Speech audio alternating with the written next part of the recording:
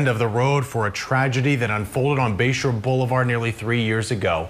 Jessica Reisinger-Robineau and her 21-month-old daughter, Lilia, were killed attempting to cross the street when two young men were racing.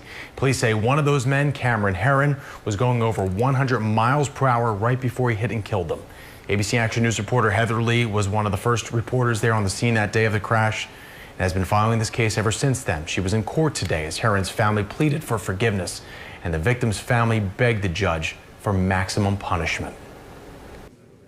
Cammeron Herrin, his family and friends spent the first half of Thursday morning painting the 21-year-old as caring and forgivable with no intent to hurt anyone, calling what happened on Bayshore Boulevard in May of 2018 a tragic accident. It has been devastating for him and our family. The impact plays over and over in his head. It'll never go away. His defense team saying Herrin made a mistake and didn't fully understand the consequences that could occur while speeding. Dr. Michael Scott Mayer also testified that scientifically the brain of an 18-year-old isn't fully developed and wired the same way the brain of a person in their 20s is. How could he do something so stupid? He's a bright kid.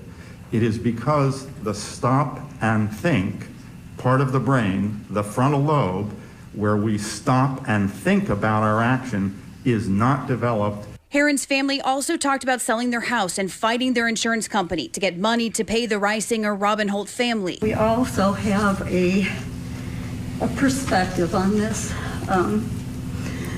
So I don't want to seem that I don't feel for the Herrin family. I do.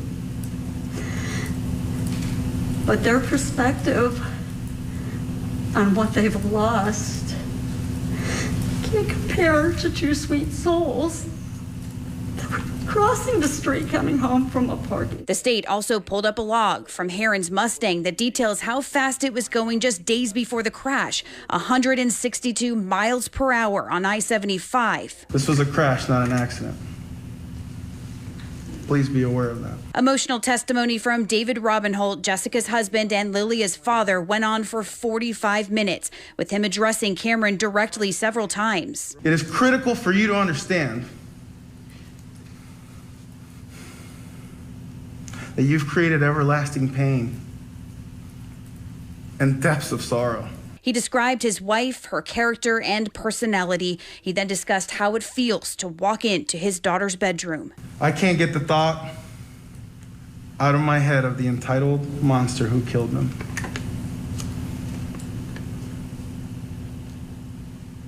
Something happens to me in this room. He says talking about the day of the crash is incredibly hard. He recalls being stuck in the traffic on Bayshore Boulevard and turning down a side street to avoid it. He says he knew something was wrong walking into Jessica's uncle's house to grab their luggage and not seeing them there. He says a stranger drove him to the hospital. I remember seeing a chaplain walk out, and I knew she was dead. I can't explain to you the effort and courage it takes to walk into that morgue and see the injuries that you created on her. David, in the end, begging the judge to give Herrin a maximum sentence of 30 years. The judge has yet to make a decision. Heather Lee, ABC Action News.